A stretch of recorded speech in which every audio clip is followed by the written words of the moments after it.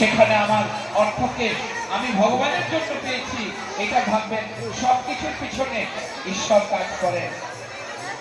সামগ্রিকতায় আমরা আজ যে গীতা ভবনে যে পাঠ নিয়ে যাচ্ছি, যেখানে আমরা গীতা মহাযজ্ঞ দেখলাম, যজ্ঞের উদ্দেশ্য কি? এত ঘি পোড়ানো, কাঠ পোড়ানো, সাধারণ যুক্তি বুদ্ধিতে মনে হয় এটা কেন, কি জন্য করছেন?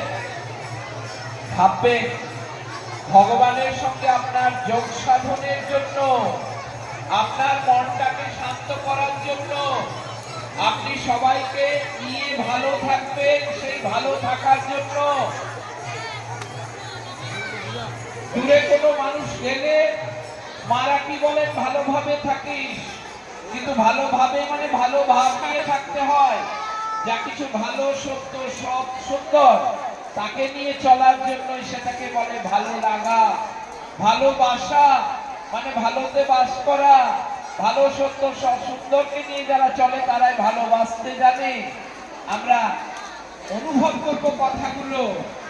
আজকাল পরশু আমরা বলি না, ভাবতে হবে যে আজকাল পরশু মানে পরের সু। যদি তুমি চিন্তা করো তোরও সু হবে, তাই তোর সু। এগুলি ছোট ছোট কথার মধ্যে কিন্তু অনেক শিক্ষণীয় দিক আছে, আমাদের ভাবা দরকার। শিশুর চিন্তা শুধুই মাকে, নাই অন্য আশা। নিষ্কর্মাদের চিন্তা শুধু তাস দাবার পাশা। এখন মোবাইল হয়ে গেছে। নিষ্কর্মাদের চিন্তা ওই তাস দাবা পাশা।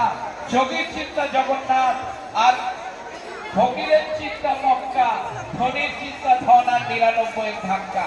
ধনীর ধন কখনো ৯৯ থেকে ১০০ হবে না, আমাদের ভাবা দরকার। সেই জন্য আমরা সেই রকম ধনী, যারা প্রেম ধনে ধনী, যারা ভালোবাসার ধনে ধনী, তাদেরও ৯৯ কিন্তু ১০০ হয় না। এই ক্ষেত থাকতে যতবার গীতা ভবন যাই মনে হয় আবার যাব।